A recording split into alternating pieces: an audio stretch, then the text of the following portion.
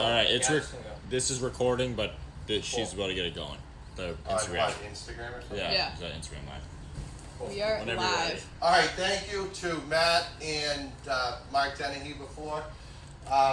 Third part of our expo, we have Vinny Talluto here. Did I say that correct? Am I good? Close. Talluto. The Irish never get the Italian names correct. So Vinny's here from Mike Boyle's. Here to talk about age-appropriate training. One of the very best. Although I know my brother started working out with him. He's a work in progress. He's a work in progress, but he started working out with him a year later. He wins the club championship, and he's driving the ball 30 yards longer. I don't know. I gotta get down there. Maybe we sabotage him and send him in different directions. That's right. So send my game up, send his down. So Vinny's here. Without any further ado, Vinny, thank you, buddy. Thank you. First off, guys, thank you for Brandon for having me out here. Can't decide if it's a good or a bad thing to follow a guy like Coach Dennehy. On one hand, he's such a good speaker, so you guys have high expectations for me. But on the other side, we're going to be touching on a lot of the same topics with youth sports and kind of what we're seeing happen. So the importance of off-season training. How can you maximize your kid's potential in sports? Right? That's the million-dollar question that kids want to know and parents want to know, right? Today, this is what we're going to talk about. So this is a picture of our pro hockey group that I train, right? In this group, right, minus a few guys, there's guys on the New York Rangers, Buffalo Sabres, Dallas Stars, San Jose Sharks, a couple guys in the AHL and the KHL, right? Very high elite level hockey players, okay? But do you know what's one thing that all these guys have in common is they trained in the off season starting out at 12 years old and they never stopped. They weren't playing in the summers. They took the time off to develop and get better. Number one reason why you need to be training in the off season is for injuries. Did you guys know that hockey leads every single sport in injuries before college? Look at that number, 54%. That's 1 in every 2 kids hurt. It's just crazy. But in order for you to reduce the risk of injuries and having your son or your daughter getting hurt is through proper training. You're making them more resilient and less susceptible to injuries. Right? That's a reason enough. But let's take a step back then. How did this number get so high? Right? Think about the speed of the game in which is played. Skating as fast as you can, the collisions that happen, right? When you're going one direction, then you meet someone, and you come to a complete stop. But we can't just chalk up all of these numbers to contact injuries. There's way more factors that are in play here, right?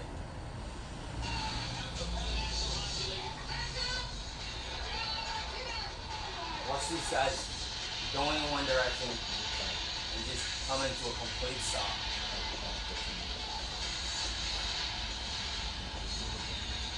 Now I can watch that stuff all day, right? We applaud this stuff and it happens, right? The crowd goes wild.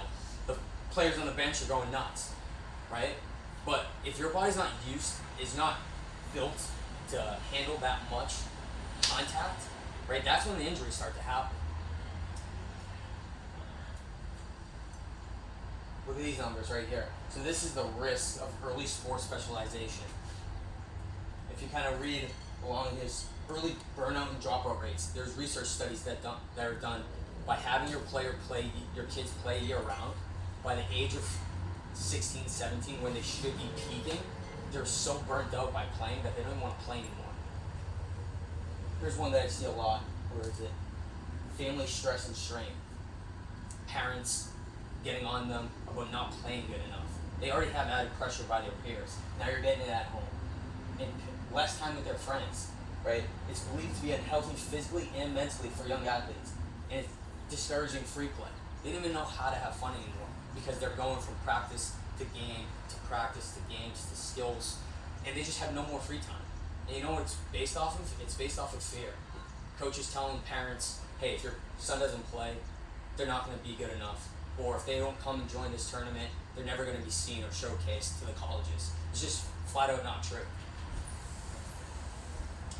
And this is one of the main reasons. It's the increased overuse injuries to the hips, we're seeing 13-year-olds, 14-year-olds have to have surgery on hip impingements, labral tears, flexor strains, sports hernias, labral tears, ACL. These are major injuries to the hips and shoulders that 10 to 15 years ago, these were never seen in youth sports.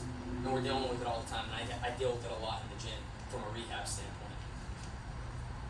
And Mark kind of touched on this earlier. I love this picture. This is called Problem 2, Early Succeeders. This is at my cousin's hockey game.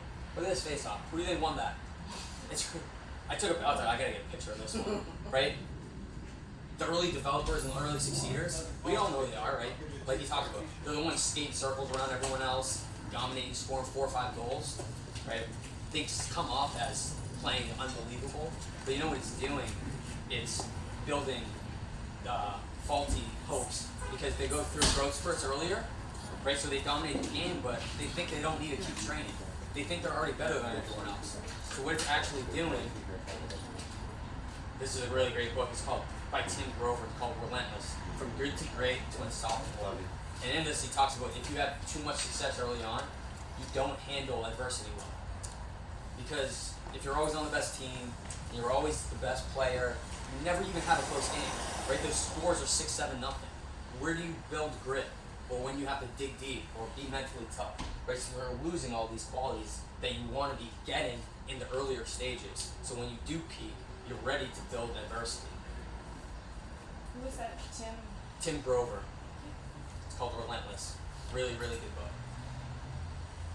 The point what I'm trying to hit at, guys, is athletic success takes time.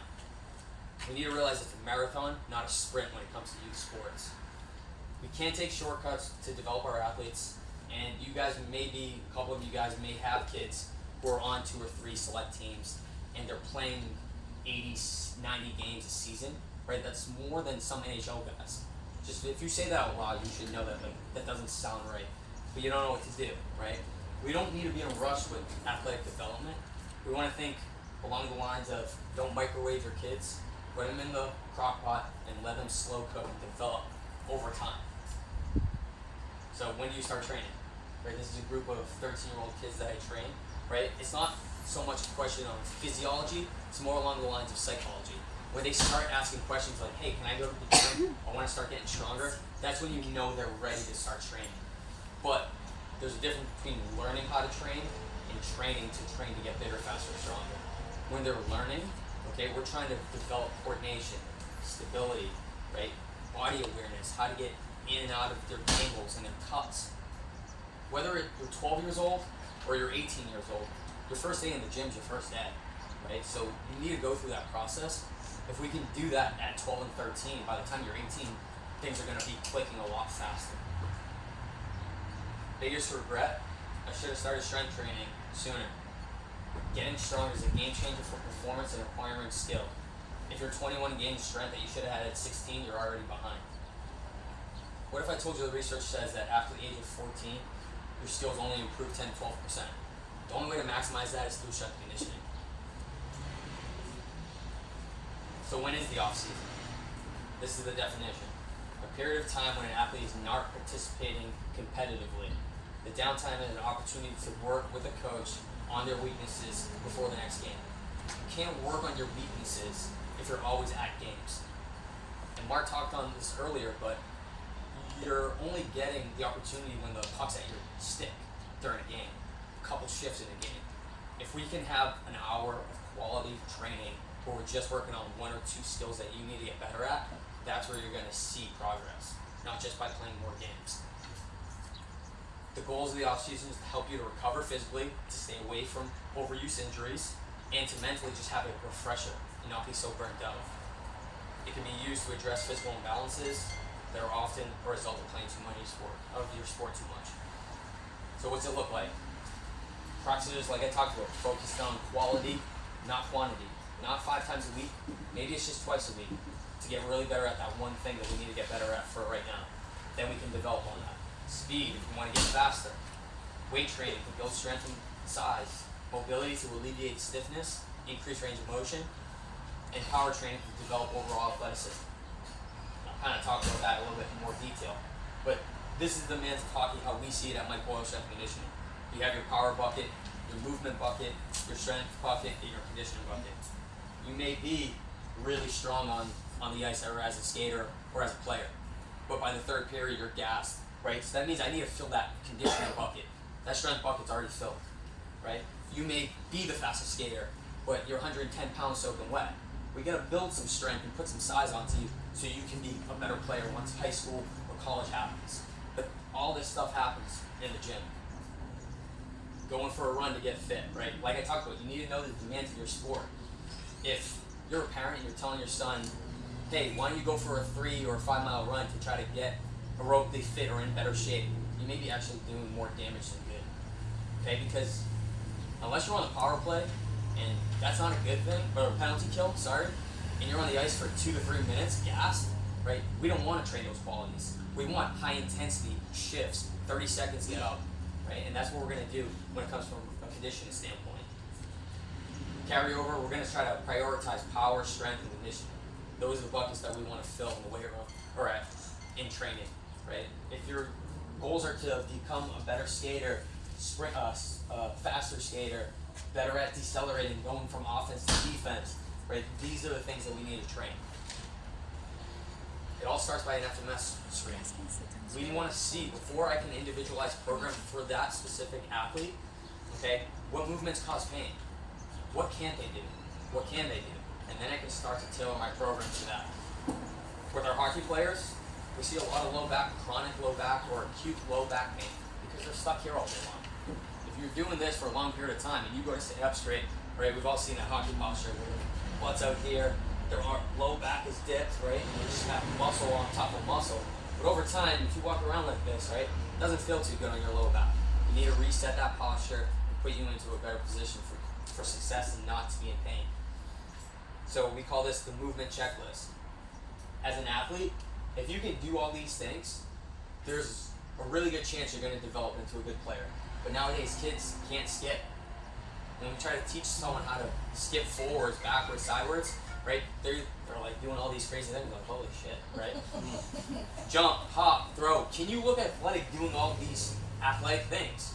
Some kids, most kids nowadays can't because they don't do it. They're on ice all day long. When do you jump on ice, right? Hang clean, split squats. These are just fundamental movements that every person should be able to do at least body weight. But power is the name of the game, guys. Okay? Huge emphasis in our program about getting faster and building force and putting force into the ground to be more explosive. We can develop this a bunch of different ways, upper body wise and lower body wise. For upper body wise, right, we call it light implement power, rotational med ball throws. They're light, but they're training the rotational factor that you do when you're taking a big slap shot, right? Loading one hip, exploding through with your hips and shoulders, okay? And we want it to be explosive, just like you want to be when you're shooting. Here's what it looks like. Look at this stuff. Throwing the ball as hard as he can, being explosive when he throws it. What does that kind of look like? It's like you're taking a shot, right? With jump training, we're trying to develop the brake system. When you're playing in your sport, you're always going 100 miles an hour, right? You're trying to make people miss and deep by people.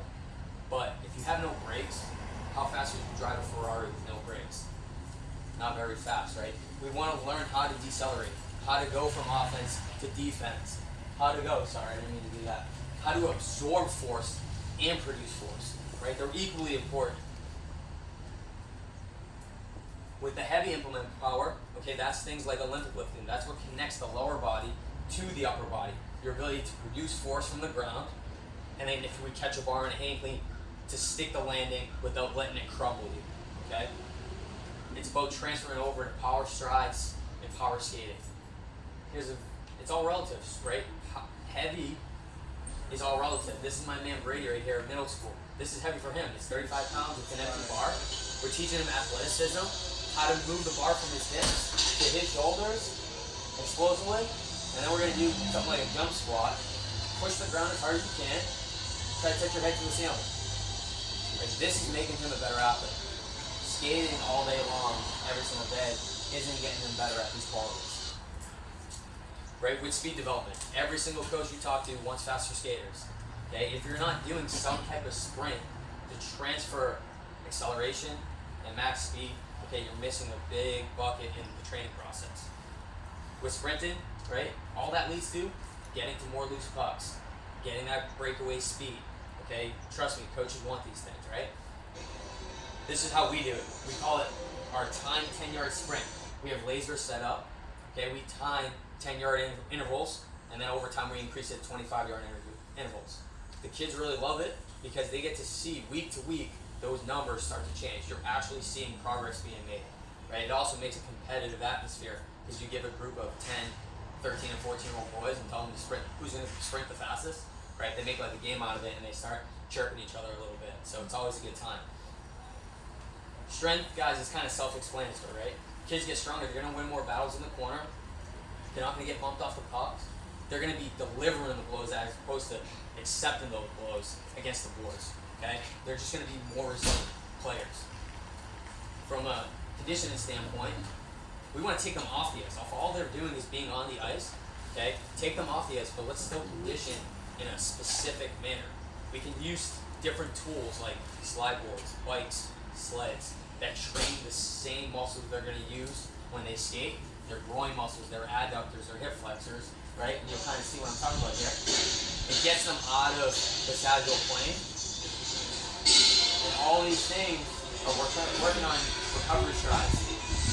Working the same stuff as tires, a little loud, but when we do our bike intervals and our slide boards, we're replicating the same work to rest ratios that they would for their shifts. So now they're getting more efficient in that 30 to 45 second interval, and then they're resting like they would be on the bench, as opposed to saying go for a 3-mile run. Okay? We want to be as specific as possible when it comes to conditioning.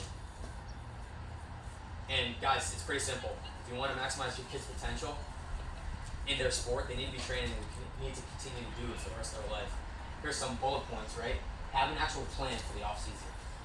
Usually in the summer for hockey players. 2 to 3 days a week of strength, 2 to 3 days of skills, and then try to minimize the games. I'm not saying don't play any, but try to minimize it for a short period of time to develop. I'll leave you with one last thing, guys. I love this quote: training's like farming. You can't speed train and you can't speed farm, especially if you want the results to come out right. The best time to plant a tree was 5 years ago. The next best is today. Thanks, guys. Appreciate it. That's my email, my Instagram, my website. If you have any questions, guys, please don't hesitate to reach out. Thank you.